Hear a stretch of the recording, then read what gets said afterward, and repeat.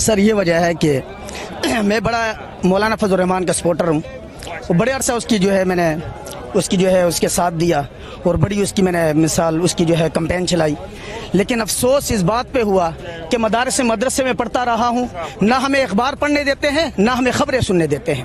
اگر اخبار پڑھ لی تو ملک کے بارے میں معلومات ہو رہے گی کہ کون فراڈیا اور کون ایماندار ہے، اور اگر خبریں سن لی تو تب بھی پتہ چل جائے گا حقیقت۔ یہ تو اب پتہ چلا، یقین کریں مدارس سے جب باہر نکلے تو پتہ چلا کہ واقعی پہلا میں یہ کہتا تھا کہ پوری دنیا کے ہر انسان کو جو اس وقت ہے اس کو گالی دے دو، لیکن میرے قائد مولانا فضل الرحمان کو گالی نہ دو، لیکن میں اب کہتا ہوں کہ میرا قائد واقعی عمران خان ہے۔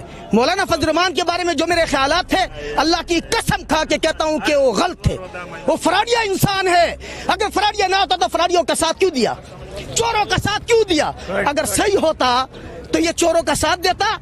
بھائی اسلام کیا کہتا ہے؟ حق کا ساتھ دو، سچ کا ساتھ دو۔ یہ جھوٹ کا ساتھ دے رہا ہے اور ظلم کے ساتھ دے رہا ہے۔ تو بھائی جیسے عمران خان، یہ ضروری نہیں ہے مولانا فضل الرحمان صاحب سمجھتے ہیں کہ شاید میں نے جنت کا ٹھیکہ لیا ہوا ہے جسے میں جنت کا ٹکٹ دے دوں۔ مولانا سن لے، حق کی بات کر، سچ بول۔ جب سے میں نے آپ کا انٹرویو سنا ہے، اگر حکومت صحیح بھی کام کرے تو اس کو صحیح کام کو غلط کہنا۔ اللہ اکبر، اللہ اکبر، ظلم ہے ظلم۔ مولانا موت آئے گی تو میں دیکھ رہا ہوں کہ جب موت آئے گی تو کیا حال ہوگا۔ آپ سب سے میں گزارش کرتا ہوں کہ عمران خان کو جو ہے نہ چھوڑنا۔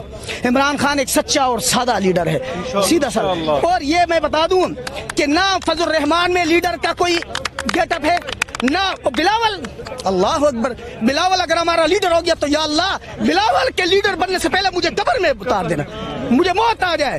مریم نواز ایک نمبر کی جھوٹی، ایک نمبر کی سازشی، ایک نمبر کی ڈرامے باز، اور نواز شریف یار گونگلو، چور، اتنا بڑا چور۔ او بھائی تو چور نہیں ہے تو آ جانا ملک میں۔